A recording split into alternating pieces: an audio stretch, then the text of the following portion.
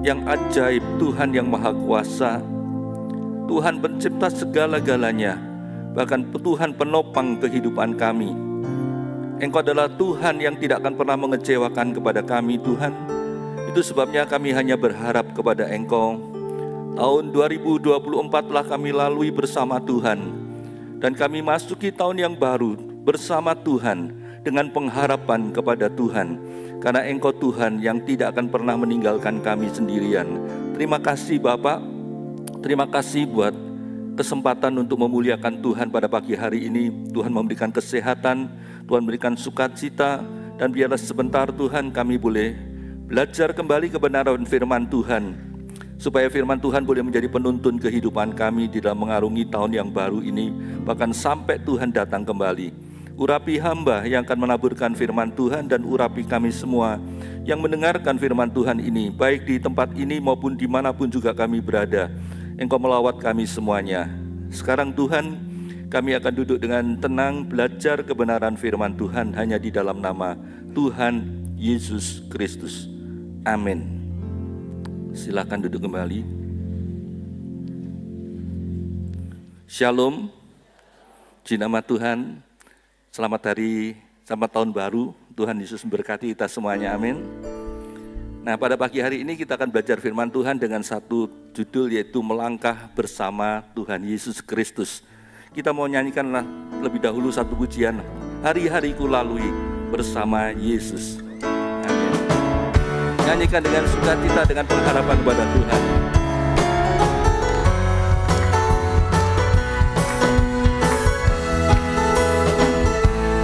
Hari-hariku lalui, hari-hariku lalui bersama Yesus, suka duka ku jalani bersama Yesus, persoalan pencobaan dan ku hadapi bersama Yesus, juru selamatku. Hari-hariku lalui, hari-hariku lalui bersama Yesus, bersama Yesus, suka duka ku jalani bersama Yesus, bersama Yesus, persoalan pencobaan kan ku hadapi bersama Yesus. Haleluya, bersama Yesus. Sekali lagi nyanyikan dengan satu keyakinan, bersama Tuhan. Amin. Bersama Yesus, suka duka ku jalani bersama Yesus, persoalan pencobaan kan ku hadapi bersama Yesus, juru selamatku. Bersama Yesus, bersama Yesus, juru selamatku. Sekali lagi, bersama Yesus, bersama Yesus, juru selamatku. Beri kemuliaan bagi Tuhan. Haleluya. Terima kasih. Silakan duduk kembali. Puji nama Tuhan. Hari ini kita sudah menapaki tahun yang baru, dan ini adalah hari yang kelima di tahun yang baru ini. Nah, apakah yang sudah kita alami selama 5 hari ini? Apakah ada suka dan duka yang sudah kita alami? Apakah ada masalah yang berat yang sudah kita alami di dalam 5 hari ini? Apakah ada sakit penyakit yang sudah menyusahkan kita selama 5 hari ini? Mungkin sebagian ada yang berkata, ya, saya sudah mengalami sakit flu. Mungkin yang lain berkata, ya, saya sudah mengalami kesulitan ekonomi. Saya harus bayar hutang tapi masih belum punya uang. Ya.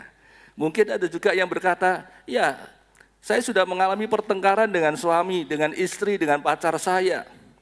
Tetapi mungkin juga ada yang lain yang berkata, kalau saya sih, ya, saya masih aman-aman aja. Enggak mengalami masalah apapun, ya, seperti yang dialami oleh teman-teman saya. Malah saya ini mendapatkan berkat kebahagiaan dari Tuhan karena dapat pacar baru. Dapat pacar yang lama gimana? Ditinggal. Puji Tuhan, ya. Nah, mungkin ada yang lain berkata begini, saya malah mendapatkan berkat dan kebahagiaan luar biasa. Ya, pagi tadi istri saya melahirkan anak yang sehat, yang lucu buat saya. Anak yang kelima, ya, lahir tanggal 5 bulan 1 tahun 2025. Jam 1:25. Waduh, cantik kan kelahirannya. Ya, anak kelima lahir tanggal 5 bulan 1 tahun 25, lahirnya jam 1:25. Harusnya sudah mau lahir jam 1:23 tapi diempet. Ditahan. Ya, tunggu 2 menit lagi supaya jamnya jam cantik jam 1:25. Loh, anaknya kok ya mau-maunya ya, disuruh nahan dulu. Padahal sudah muntup-muntup loh. Mungkin istrinya juga kok mau nahan rasa sakitnya. Ya supaya jamnya jam cantik jam 1:25. Ya, ada yang dari saudara yang punya anak jam 1:25 tadi pagi? Kalau ada saya ucapkan selamat ya. Puji Tuhan. Nah, perhatikan. Mungkin ada yang lain berkata, wah saya dapat berkat sepeda baru pada hari tahun baru yang lalu, pada ibadah tahun baru yang lalu. Wah, puji Tuhan ya. Baik, apapun yang sudah kita alami selama 5 hari ini, baik suka maupun duka, itu baru icip-icipnya dari tahun 2025. Masih ada 360 hari lagi yang harus kita hadapi di depan mata kita. Nah, apa yang akan kita alami di hari-hari yang akan datang nanti? Apakah ada yang tahu? Ada yang tahu apa yang kita alami nanti? Mungkin ada yang berkata begini, saya tahu, ya, saya tahu apa yang saya akan alami di hari-hari mendatang, karena nanti bulan depan saya akan menikah. Ya.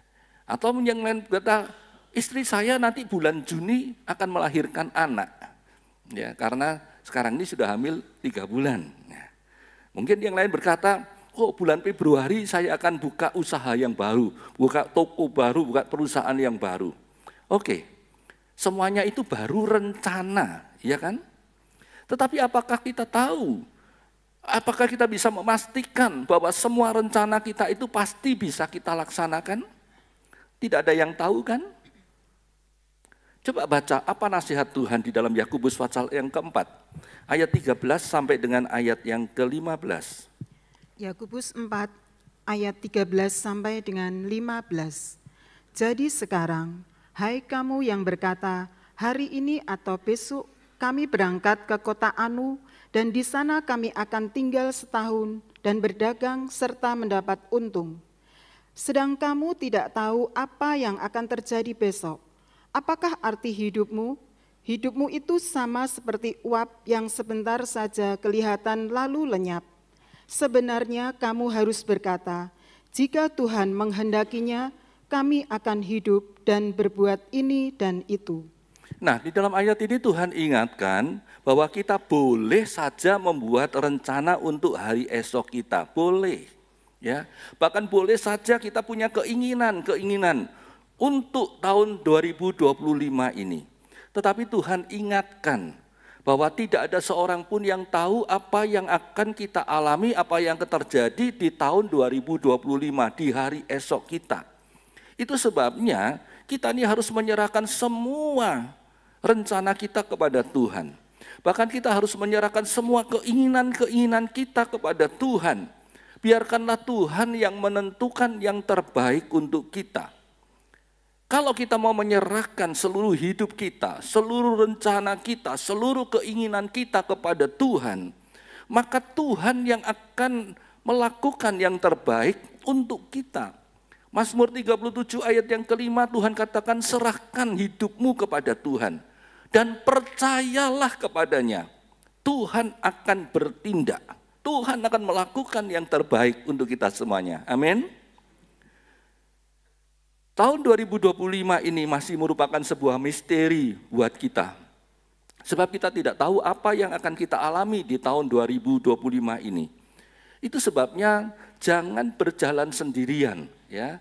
Jangan berjalan sendirian, tetapi ajaklah Tuhan untuk melangkah bersama-sama dengan kita, untuk berjalan bersama-sama dengan kita. Sama seperti permintaan dari Musa kepada Tuhan di dalam Keluaran 33, ayat yang pertama sampai dengan ayat yang keempat, kemudian ayat 15 dan ayat yang ke-16. Keluaran 33 ayat 1 sampai dengan 4 dan 15 sampai dengan 16.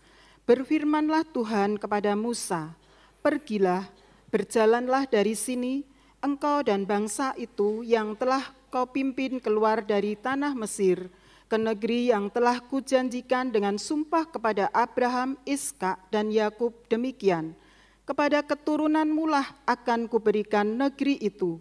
Aku akan mengutus seorang malaikat berjalan di depanmu dan akan menghalau orang Kanaan, orang Amori, orang Het, orang Feris, orang Hewi, dan orang Yebus, yakni ke suatu negeri yang berlimpah-limpah susu dan madu. Sebab aku tidak akan berjalan di tengah-tengahmu, karena engkau ini bangsa yang tegar tengkuk, supaya aku jangan membinasakan engkau di jalan." Ketika bangsa itu mendengar ancaman yang mengerikan ini, berkabunglah mereka, dan seorang pun tidak ada yang memakai perhiasannya. Berkatalah Musa kepadanya, "Jika engkau sendiri tidak membimbing kami, janganlah suruh kami berangkat dari sini. Dari manakah gerangan akan diketahui bahwa aku telah mendapat kasih karunia di hadapanmu, yakni aku dengan umatmu ini? Bukankah karena engkau berjalan bersama-sama dengan kami, sehingga kami, aku dengan umatmu ini, dibedakan dari segala bangsa-bangsa yang ada di muka bumi ini?" Bila engkau tak bersamaku, ku tak mau berjalan. Ku perlu Tuhan, pimpin langkahku dengan kasih karunia-Mu. Pimpin langkahku setiap waktu, berjalan dalam Roh-Mu. Nyatakan Tuhan kemuliaan-Mu dan berjalanlah denganku. Ini adalah permintaan dari Musa kepada Tuhan. Pada saat itu Tuhan berkata bahwa Dia tidak akan menyertai lagi pada bangsa Israel. Karena bangsa Israel ini suka melawan kepada Tuhan, suka memberontak kepada Tuhan. Tuhan katakan, "Aku akan kirimkan malaikatku saja untuk menyertai kamu." Nah, perhatikan, tidak disertai oleh Tuhan itu adalah sesuatu yang sangat mengerikan bagi bangsa Israel. Ya, tadi kita sudah baca, mendengar ancaman yang sangat mengerikan itu mereka takut. Ya, tidak disertai oleh Tuhan itu merupakan sebuah ancaman yang sangat menakutkan, sangat mengerikan. Sekalipun Tuhan masih mengirimkan malaikat untuk menyertai bangsa Israel. Dan Musa berkata kepada Tuhan, "Moh Tuhan, kalau engkau tidak berjalan bersama kami mogok di sini saja Tuhan. Sudah, jangan suruh kami pergi dari sini. Kami tinggal di sini saja, tidak usah pergi ke tanah perjanjian." Ini adalah permintaan dari Musa, pernyataan dari Musa kepada Tuhan. Dia tidak mau berjalan lagi kalau Tuhan tidak beserta mereka, kalau Tuhan tidak mau berjalan bersama mereka lagi. Nah, sekarang bagaimana dengan kita? Seringkali kita merasa lebih nyaman kalau Tuhan tidak bersama kita, bukan? Kita bisa berbuat dosa sesuka hati kita, tidak ada yang menegur, tidak ada yang menyalahkan, tidak ada yang menghukum kita. Betul? Ingat saudara, tidak disertai oleh Tuhan itu adalah sesuatu yang sangat mengerikan, bukan sesuatu yang nyaman bagi kita. Itu sesuatu yang mengerikan. Kenapa? Sebab kalau Tuhan tidak berjalan bersama kita, tidak menyertai kita, maka tidak akan ada lagi yang menjaga kita. Tidak akan ada lagi yang melindungi dan memelihara kita. Kalau ada orang yang mengganggu kita, tidak ada Tuhan yang membela kita. Kalau ada iblis dan setan-setan yang menyerang kita, maka tidak ada lagi yang bisa membentengi kehidupan kita. Sehingga kita nanti akan jadi bulan-bulanannya, jadi permainannya iblis dan setan-setan itu. Dan iblis dan setan-setan itu akan bisa berbuat sesuka hatinya terhadap kita, mencelakai kita. Mungkin kita berkata, loh kan masih ada malaikat Tuhan kan yang menjaga kita. Bukankah Tuhan juga mengatakan bahwa Tuhan mengutus malaikatnya untuk menyertai bangsa Israel? Bukankah di dalam firman Allah juga ada ayat yang mengatakan bahwa Tuhan akan mengirimkan malaikat-malaikatnya untuk menjaga, untuk melindungi kita? Nanti sudah baca dalam Mazmur 91 ayat yang ke-11. Di situ dikatakan malaikat-malaikat Tuhan akan diperintahkan kepada kita untuk menjaga kita di segala jalan kita. Di dalam terjemahan yang lain dikatakan Allah menyuruh malaikatnya menjagai engkau untuk melindungi engkau kemana saja engkau pergi. Nah, kan masih ada malaikat Tuhan yang disuruh untuk menjaga dan menyertai kita kan? Perhatikan, sekalipun ada malaikat-malaikat Tuhan yang menyertai dan menjaga kita, tetapi ingat, iblis itu masih punya kuasa, masih punya kekuatan yang luar biasa. Ya, karena dia dulu adalah penghulu malaikat. Ya. Malaikat-malaikat yang biasa-biasa saja tidak akan sanggup melawan iblis. Bahkan Gabriel, seorang penghulu malaikat, juga tidak mampu mengalahkan iblis. Ya, tidak mampu mengalahkan iblis, dia harus dibantu oleh Gabriel, oleh Mikail. Baru dia bisa melepaskan diri dari serangannya iblis dan kemudian dia datang kepada Daniel untuk menyampaikan firman Tuhan kepada Daniel. Coba baca Daniel 10 ayat 12 sampai dengan ayat 15. Daniel 10 ayat 12 sampai dengan 15. Lalu katanya kepadaku, janganlah takut Daniel, sebab telah didengarkan perkataanmu sejak hari pertama engkau berniat untuk mendapat pengertian dan untuk merendahkan dirimu di hadapan Allahmu, dan aku datang oleh karena perkataanmu.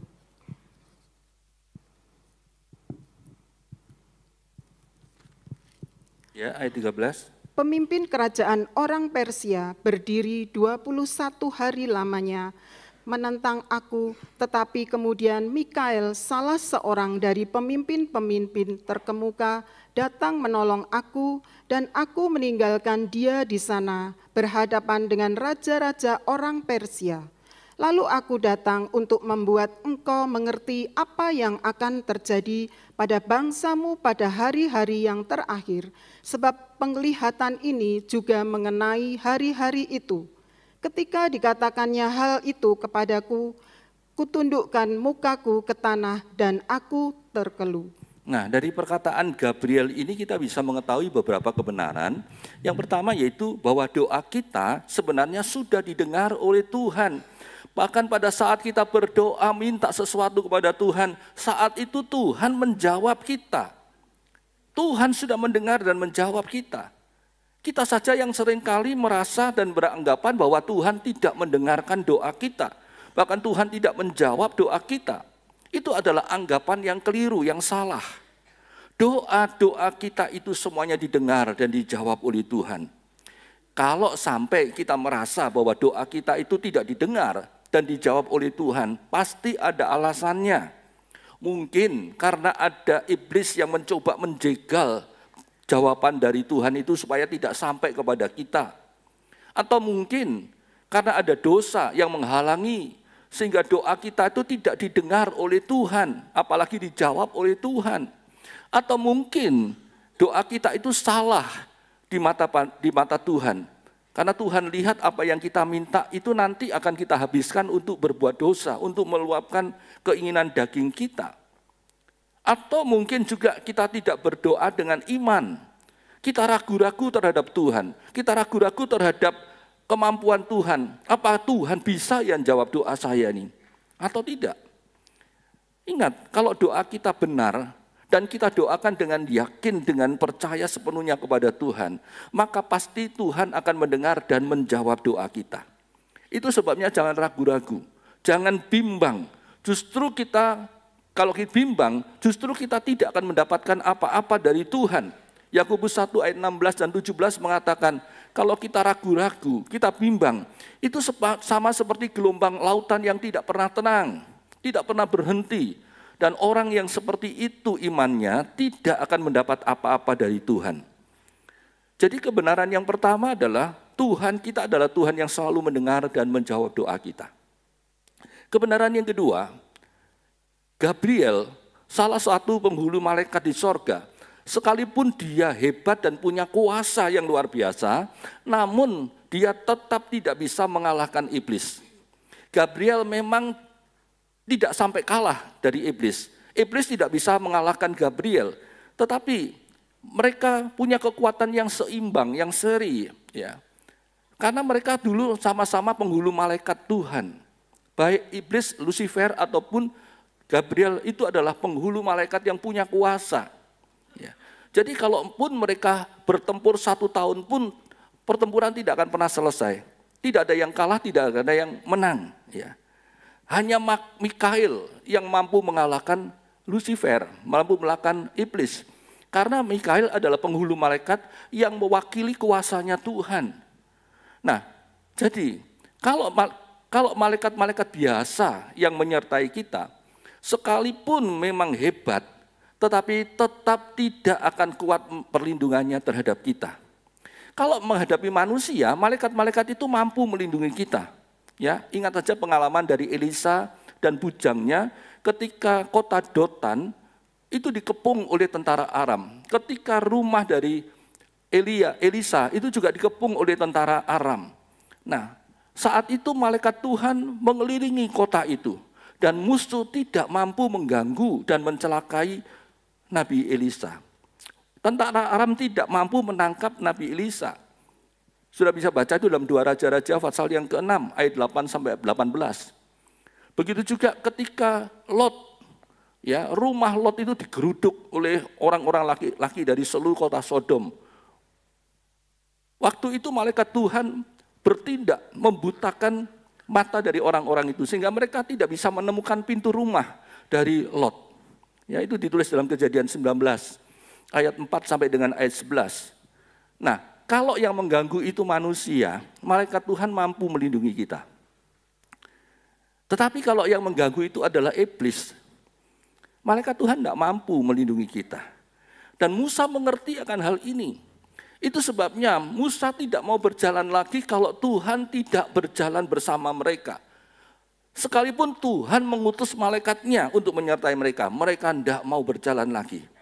Ya, itu sebabnya jangan bangga dan jangan puas kalau ada sepasukan malaikat yang menjaga kita. Ya. Jangan puas dan jangan bangga kalau kita punya malaikat penjaga, malaikat pelindung. Ada yang berkata malaikat pelindung saya itu adalah Gabriel. Malaikat pelindung saya Mikail. Bahkan ada yang berkata malaikat pelindung saya itu Sun Yat-sen, Abraham Lincoln, atau mungkin Petrus. Ingat saudara, Abraham Lincoln, Sun Yat-sen, Petrus itu manusia, bukan malaikat. Menjaga dirinya sendiri aja enggak mampu, apalagi menjaga kita. Malaikat biasa menjaga kita, perlindungannya tidak sempurna. Itu sebabnya mintalah supaya Tuhan sendiri yang menyertai dan berjalan bersama kita, yang menjaga kita. Baru nanti perlindungan dari Tuhan itu sempurna. Kita benar-benar aman dan nyaman, karena tidak ada yang bisa mengalahkan Tuhan Yesus. Ya. Coba baca Mazmur 34 ayat yang ke-8. Mazmur 34 ayat 8. Malaikat Tuhan berkemah di sekeliling orang-orang yang takut akan Dia, lalu meluputkan mereka. Nah, di sini katakan malaikat Tuhan. Perhatikan, kalau sudah menemukan kata Tuhan, malaikat Tuhan dengan Tuhannya dengan huruf besar semua, itu adalah teofani, penampakan diri dari Tuhan Yesus Kristus sebelum Dia hadir di bumi dengan pakai tubuh manusia. Ya, jadi itu peristiwa terjadi dalam Perjanjian Lama.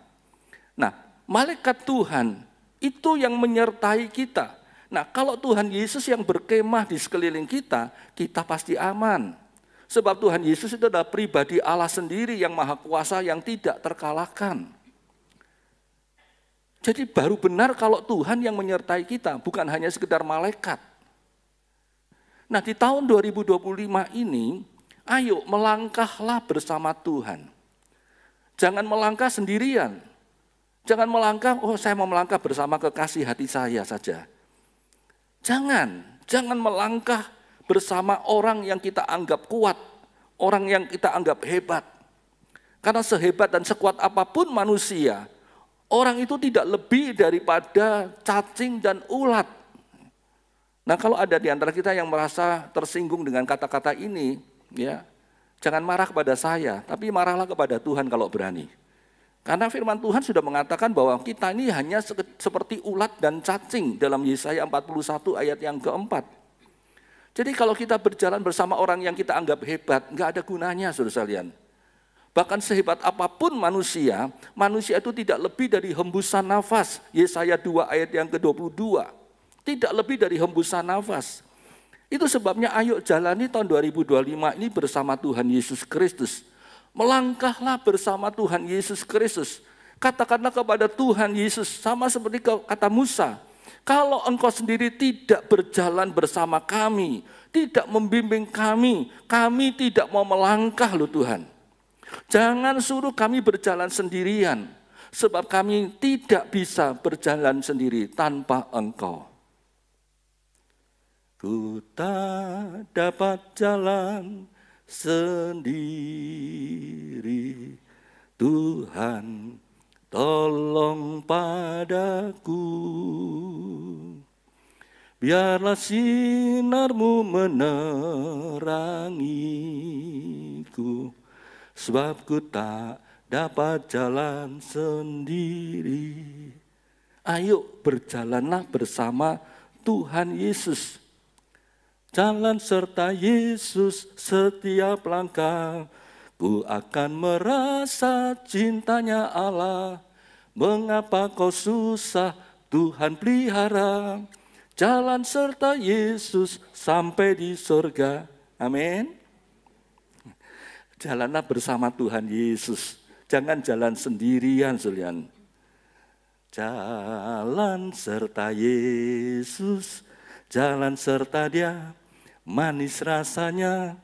Jalan serta Yesus selamanya. Jalan serta Yesus, jalan dalam terang, hati damai senang. Jalan dengan Yesus, serta Yesus selamanya. Ayo melangkah bersama Tuhan Yesus. Hidup kita akan aman, kita akan senang, kita akan bahagia. Ketika murid-murid Nabi Elisa akan membangun sebuah rumah tinggal yang baru bagi mereka, dan mereka mau menebang pohon-pohon untuk membangun rumah itu, mereka mengajak Nabi Elisa untuk ikut berjalan bersama mereka. Andai kata pada saat itu Elisa tidak ikut bersama mereka, maka ketika mereka mengalami masalah, ketika ada sebuah kapak pinjaman yang lepas dari tangkainya kemudian jatuh ke dalam sungai dan hilang, mereka tidak akan bisa berbuat apa-apa. Mereka tidak akan bisa menemukan kembali mata kapak itu. Tetapi karena ada Elisa, hamba Allah itu, maka mata kapak itu bisa diambil kembali dari dasar sungai. Ada pertolongan. Elisa ini gambaran dari penyertaan Allah, ya. Kalau ada penyertaan Allah dalam kehidupan kita, ketika ada masalah, Tuhan yang menyelesaikan masalah kita. Itu sebabnya kita harus berjalan bersama-sama dengan Tuhan. Ini loh pentingnya kalau kita berjalan bersama Tuhan. Kalau kita mau melangkah bersama Tuhan Yesus, kita yang untung besar. Ya untungku besar jika Yesus milikku, jiwaku selalu senang dapat damai sepenuh.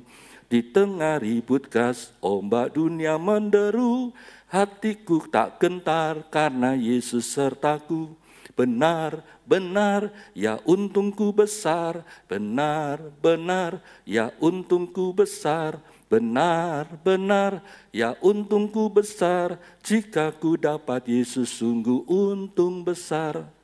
Kalau kita berjalan bersama Tuhan Yesus, kita untung besar. Amin. Karena dia adalah Allah yang maha kuasa, yang pasti bisa menolong kita apapun juga yang kita alami. Dia adalah Allah yang maha pandai, sehingga dia pasti bisa mencarikan jalan keluar untuk setiap masalah kita. Dia adalah Allah yang maha kasih, yang pasti akan selalu menolong kita. Dia tidak akan pernah bosan menolong kita. Dia tidak akan pernah lelah menolong kita. Nah, kalau kita mau melangkah, menapai tahun yang baru ini bersama Tuhan Yesus, maka hidup kita akan terjamin. Aman, tentram, sukacita, penuh dengan berkat Tuhan. Bahkan hidup kita tidak akan pernah kekurangan berkat-berkat dari Tuhan. Karena dia adalah sumber dari segala-galanya. Apapun yang kita butuhkan ada di dalam diri Tuhan Yesus. Amin. Itu sebabnya ayo melangkah bersama Tuhan Yesus. Namun ada syaratnya untuk bisa melangkah bersama Tuhan. Apa syaratnya? Ada banyak sebenarnya ayat-ayat di dalam Alkitab ini yang bisa kita jadikan bahan perenungan yang merupakan syarat supaya Tuhan mau berjalan bersama kita. Ya, tapi kali ini saya hanya mengambil satu ayat. Yehezkiel 34 ayat 31. Coba dibaca. Yehezkiel 34 ayat 31. Kamu adalah domba-dombaku, domba gembalaanku, dan aku adalah Allahmu. Demikianlah firman Tuhan Allah. Kamu adalah domba-dombaku, domba gembalaanku, aku adalah Allahmu. Demikian firman Tuhan Allah. Nah, kalau kita jadi domba-dombanya Tuhan, dan Tuhan yang menjadi gembala kita, maka kita pasti akan berjalan bersama Tuhan. Tuhan pasti akan berjalan melangkah bersama-sama dengan kita. Mana ada gembala yang berjalan ke timur, kemudian domba-dombanya berjalan ke barat? Enggak ada kan? Kalau gembala itu berjalan ke utara, maka domba-domba akan ikut berjalan bersama-sama dengan gembala itu ke utara. Nah, perhatikan. Syarat agar Tuhan mau melangkah bersama kita adalah kita harus menjadi domba-dombanya Tuhan yang baik. Domba yang baik yang pertama adalah domba yang baik itu selalu dengar-dengaran. Selalu dengar-dengaran pada suara gembalanya. Coba baca Yohanes 10 ayat yang ke-14. Yohanes 10 ayat 14. Akulah gembala yang baik, dan aku mengenal domba-dombaku, dan domba-dombaku mengenal aku. Ayat yang ketiga. Ayat yang ketiga. Untuk dia penjaga membuka pintu dan domba-domba mendengarkan suaranya, dan ia memanggil domba-dombanya masing-masing menurut namanya dan menuntunnya keluar. Nah, domba itu kenal gembalanya. Domba itu juga kenal suara gembalanya. Dan kalau domba itu mendengar gembalanya memanggil, maka dia akan datang ke dekat gembalanya. Nah, kalau kita menjadi domba-dombanya Tuhan, maka yang pertama kita harus kenal kepada Tuhan, gembala kita dengan baik. Harus kenal dengan baik. Pepatah mengatakan tak kenal maka tak sayang. Jadi kalau kita tidak mengenal Tuhan dengan baik, nggak mungkin kita ini sayang kepada Tuhan. Sekalipun kita teriak-teriak sampai seluruh dunia mendengar, oh aku cinta kepada Tuhan Yesus. Tuhan akan katakan, maaf ya, gombalemu kio gitu ya. Kamu ngomong cinta kepada aku padahal kamu kenal saja enggak loh. Omong kosong deh kamu nih. Ya. Kalau kita enggak kenal pada Tuhan, enggak mungkin bisa cinta pada Tuhan. Nah, Tuhan tuh sering mengeluh, ya. Kalau melihat kita, sering mengeluh. Kenapa? Sebab kita ini sering kali berbuat lebih rendah daripada seekor binatang. Maaf ya, ini firman Allah. Coba baca, Yesaya 1 ayat 2 dan 3. Yesaya 1 ayat 2 dan 3. Dengarlah hai langit dan perhatikanlah hai bumi, sebab Tuhan berfirman, Aku membesarkan anak-anak dan mengasuhnya, tetapi mereka memberontak terhadap aku.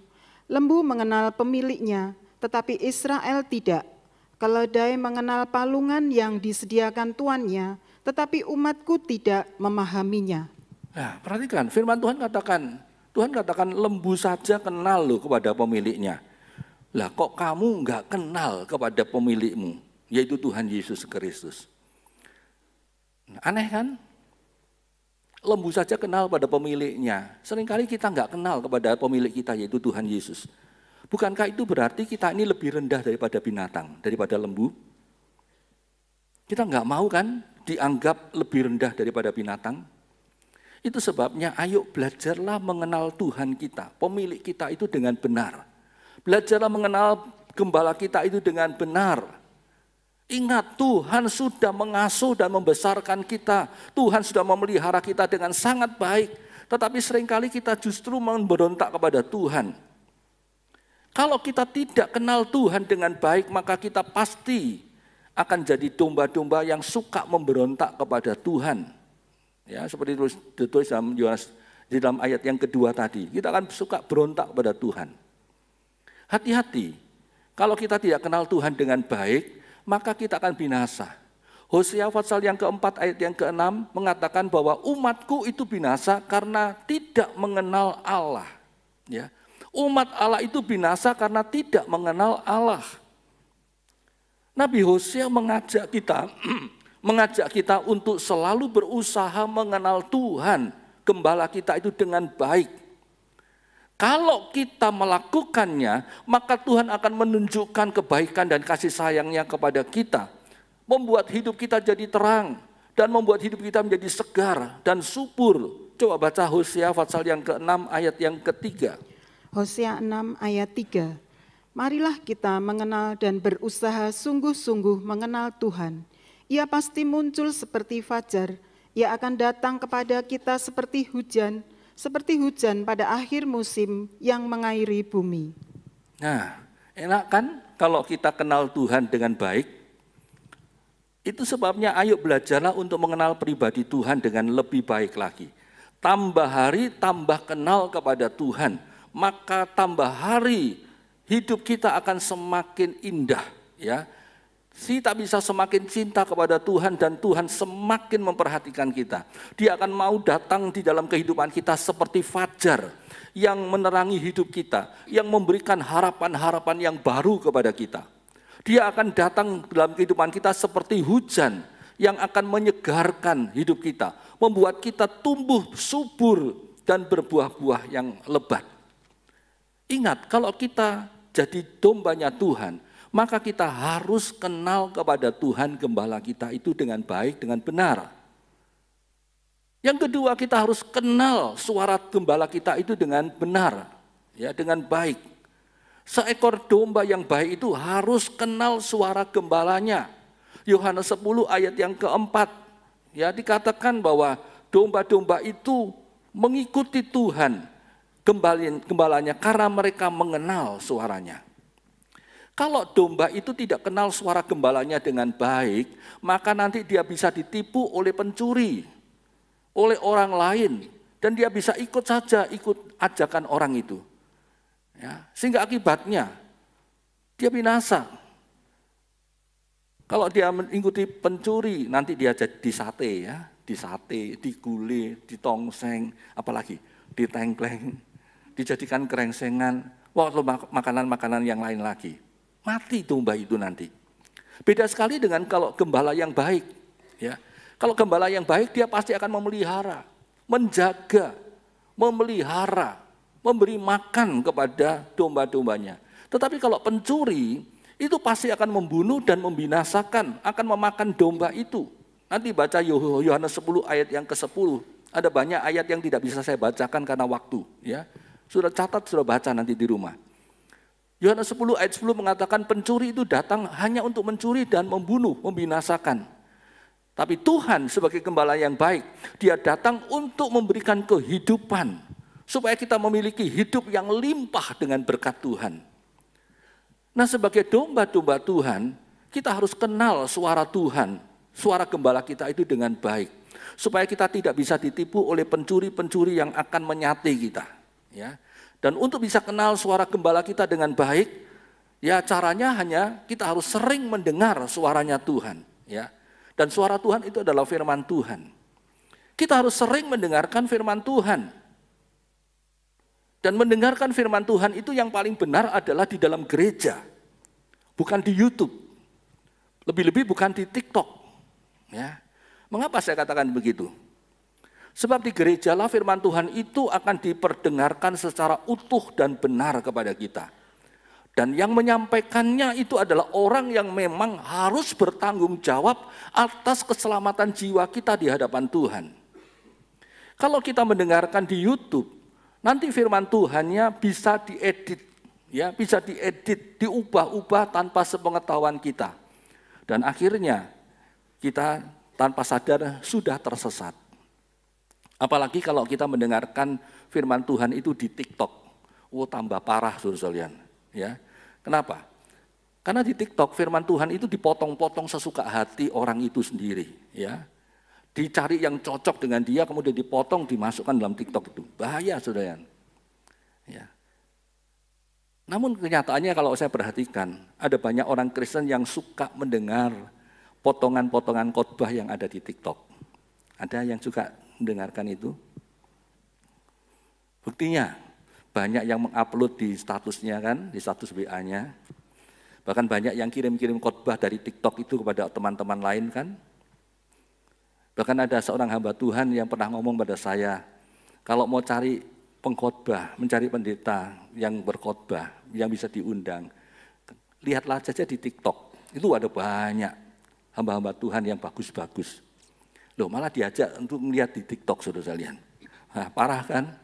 Karena di TikTok itu cuma potongan khotbah, saudara sekalian. Ya, hati-hati. Belajarlah dengarkan firman Tuhan itu di gereja, di tempat yang benar, di mana ada orang yang memang bertanggung jawab di hadapan Tuhan. Kalau sampai kita salah mendengarkan firman Tuhan itu dari tempat yang lain, bukan suara Tuhan tapi suara manusia yang kita dengarkan, iman kita nanti akan mati. Sebab yang bisa menghidupkan iman kita itu hanya firman Tuhan. Yang bisa menumbuhkan iman kita itu hanya firman Tuhan. Firman Tuhan yang benar. Kalau sampai iman kita mati, ya sudah, kita juga akan mati untuk selama-lamanya. Itu sebabnya, sebagai dombanya Tuhan, kita harus mengenal suara Tuhan itu dengan baik. Makin sering kita mendengarkan firman Tuhan di gereja, maka makin hafal kita akan suaranya Tuhan. Dan yang ketiga, sebagai domba, kita harus menurut dengar-dengaran pada suara gembala kita, yaitu Tuhan.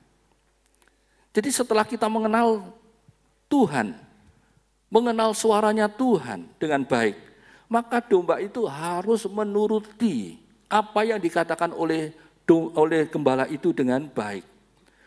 Yohanes 10 ayat yang ke-14, firman Tuhan katakan jika semua domba itu sudah dibawa keluar, kemudian gembala itu berjalan di depan mereka dan domba-domba itu mengikuti dia karena mereka mengenal suaranya. Ya. Jadi setelah mendengar suaranya harus belajar ikut melakukan firman Tuhan. Ya. Harus belajar berjalan di belakang gembalanya. Kalau gembala itu berhenti, maka domba-domba itu akan berhenti. Kalau gembala itu menyuruh mereka berjalan lagi, maka domba-domba itu akan berjalan. Nah, sebagai domba-domba Tuhan kita juga harus menurut, harus dengar-dengaran kepada suara gembala kita, yaitu Tuhan Yesus Kristus. Kalau kita mengaku kenal kepada Tuhan Yesus, ayo buktikan dengan menuruti firman-Nya, dengan menuruti suaranya. 1 Yohanes 2 ayat yang ketiga, coba dibaca. 1 Yohanes 2 ayat 3. Dan inilah tandanya bahwa kita mengenal Allah, yaitu jikalau kita menuruti perintah-perintah-Nya. Nah, kalau kita mengenal Allah, maka kita menuruti perintah-perintah-Nya.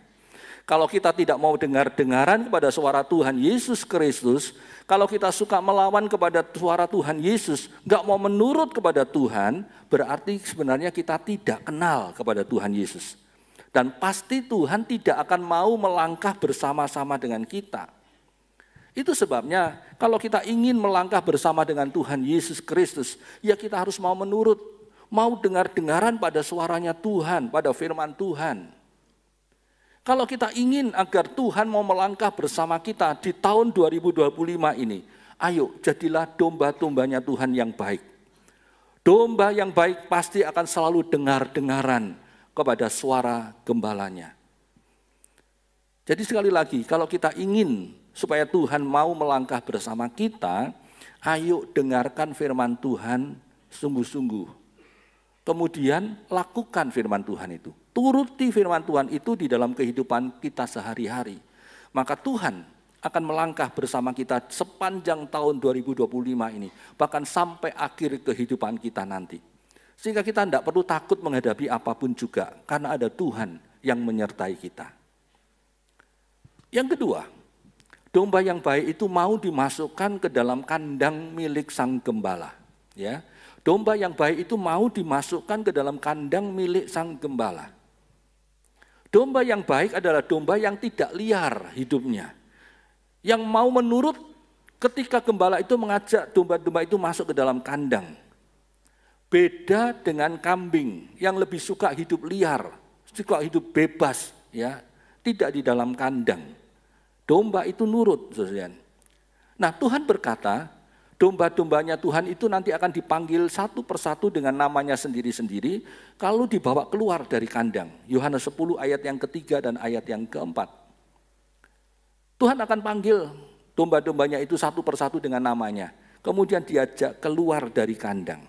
Nah, kalau dikatakan dibawa keluar dari kandang, berarti sebelumnya domba-domba itu dibawa masuk dulu ke dalam kandang.